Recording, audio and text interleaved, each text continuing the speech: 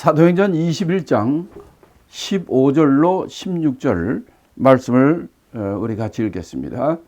사도행전 21장 15절로 16절입니다.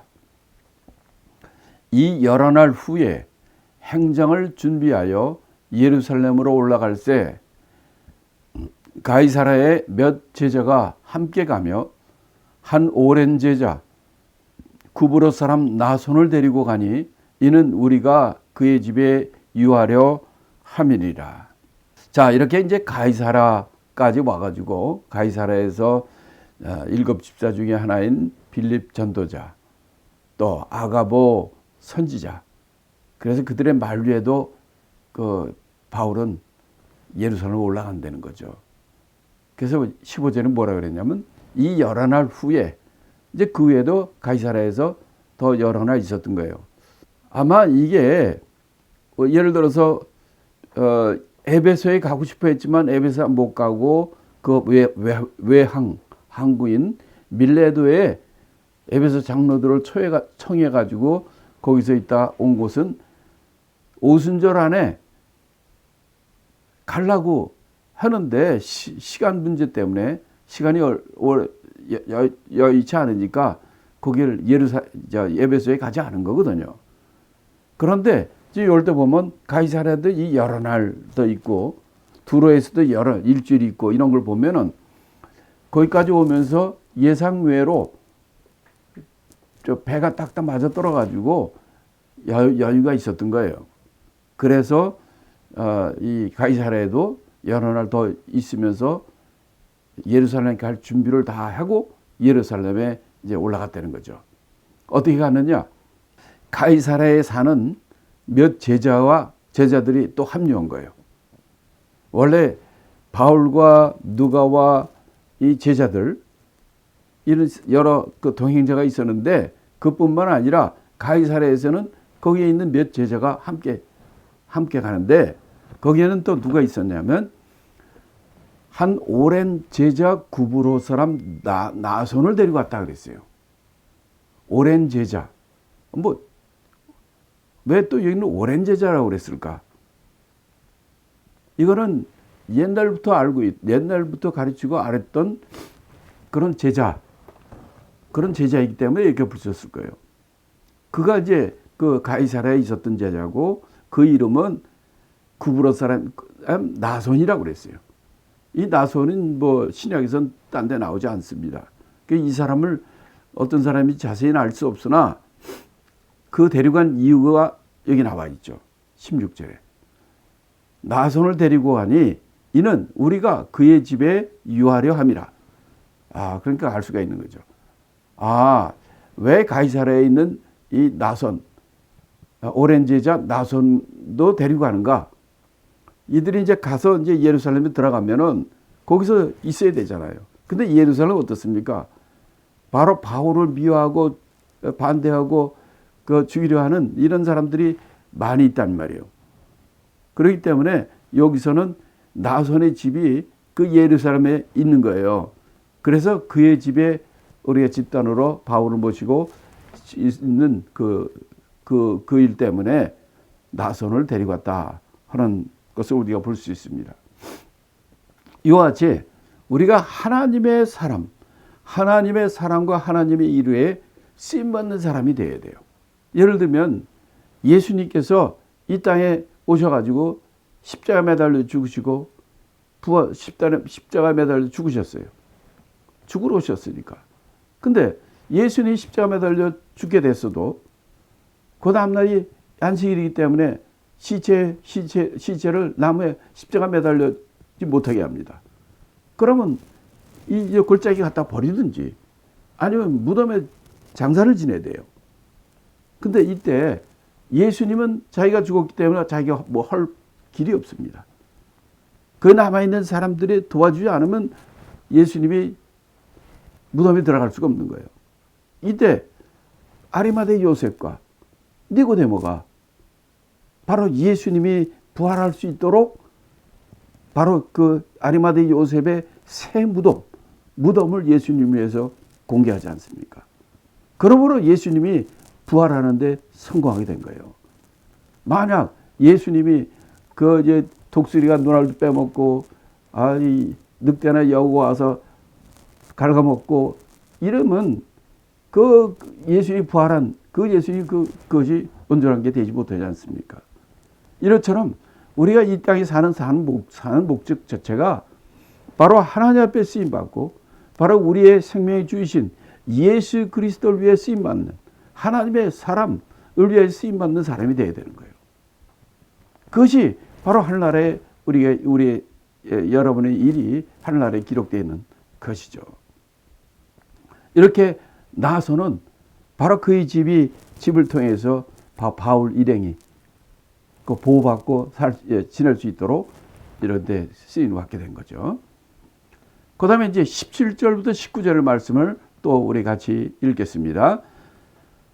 17절부터 19절은 바울이 그 예루살렘에 도착해서 바로 그 예루살렘 교회에 선교 보고하는 내용입니다.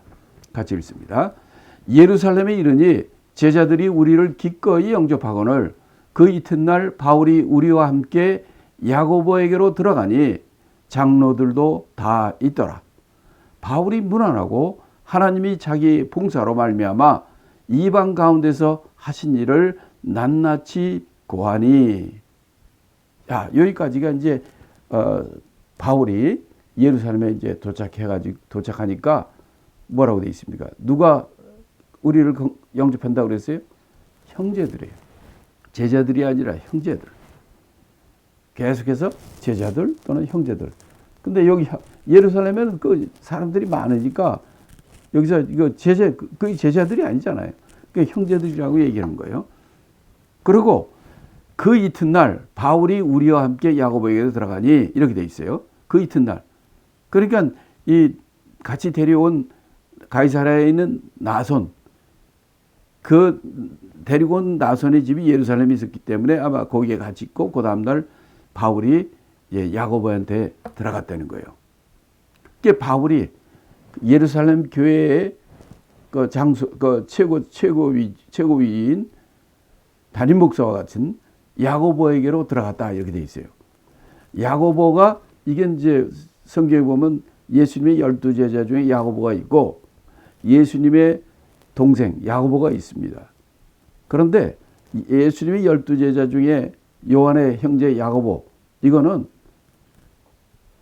이미 야고보는 헤롯 왕 때문에 목베어 순교당했어요. 구장에서. 그 다음에 그럼 또 저 15장에 나오는 야고보는 누군가? 그 야고보는 바로 예루살렘 총회를 했을 때 베드로도 나와서 얘기하고 근데 나중에 야고보가 나와서 그 이방의 구원에 대해서 결말을 내지 않습니까? 이때 이 야고보가 바로 누구냐면 12사도의 야고보가 아니라 예수님의 동생 야고보였습니다. 그러니까 이때 지금 21장에서도 바울이 예루살렘 교회에 와가지고 들어가니까 야고보를 만났다고 되어 있어요. 그것은 야고보가 바로 그때까지도 이 예루살렘 교회의 최고 지도자로 있는 것을 우리가 알 수가 있고 야고보에 들어가니 장로들도 다 있더라 이렇게 돼 있어요. 자, 여기 보면 여러분 느끼는 게 없습니까? 바울이 예루살렘 교회에 올라왔는데 거기서 야고보도 봤는데 장로들도 다 있다 그랬어요. 자, 그러면 이게 무슨 말일까요? 아니 베드로와 요한은 다 어디 가고 12사도는 다 어디 간 거예요?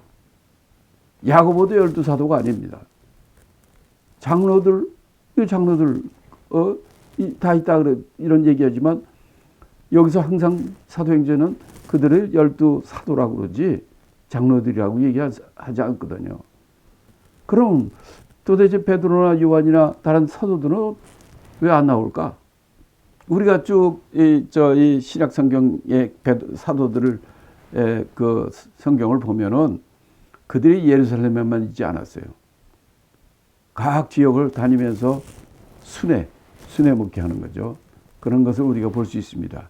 그러니까 이때도 이 사도가 아닌 야고보는 그 예루살렘 교회의 최고 목회자로 있고 그다음에 이제 예루살렘 지역과 전체적인 이걸 이끌어 나가는 장로들이 이제 거기 있었다는 거죠.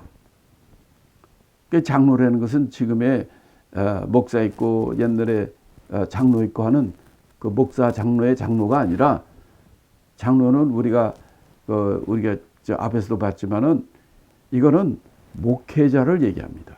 교회를 이끄는 지도자들을 얘기하는 거예요. 그래서 야고보와 장로들이 바울을 영접하게 되는 거죠. 영접하니까 19절에 바울이 그들에게 문안하고 하나님이 자기의 봉사로 말미암아 이방 가운데서 하신 일을 낱낱이 구했다, 이렇게 돼 있어요.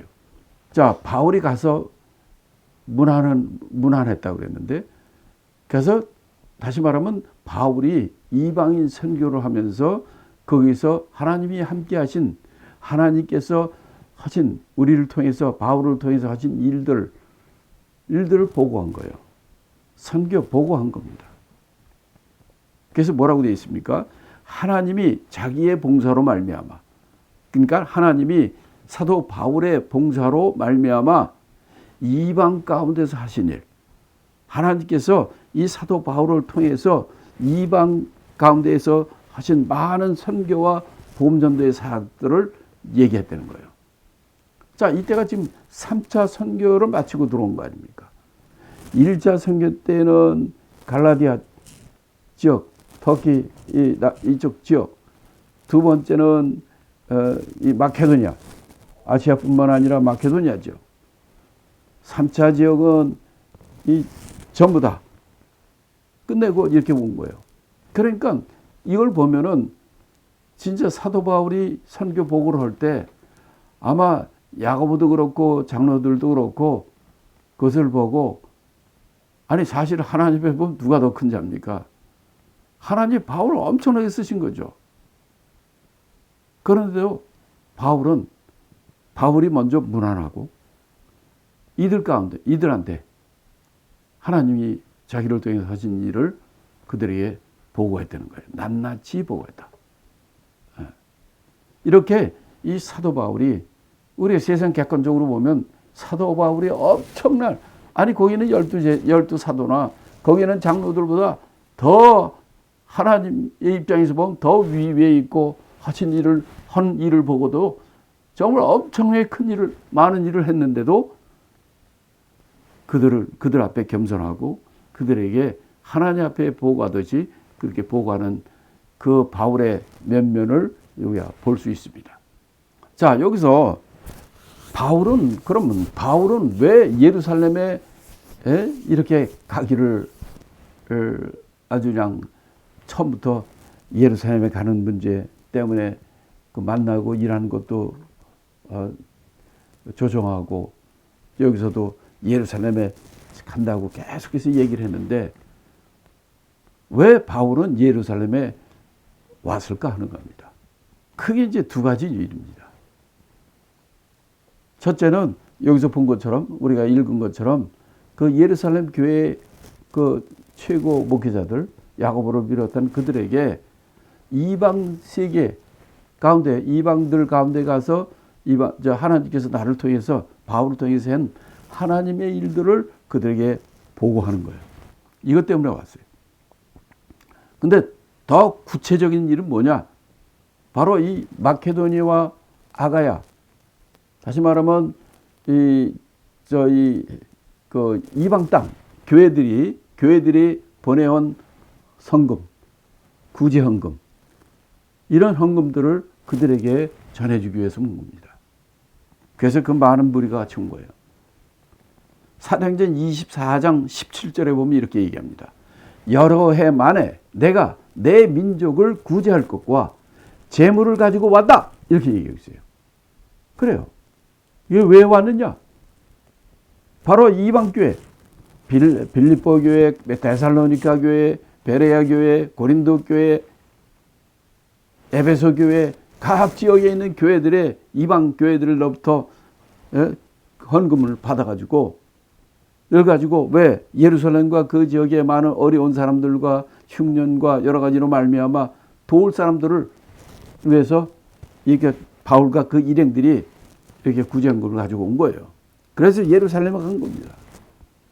또 로마서 15장 25절에도 이런 얘기해요.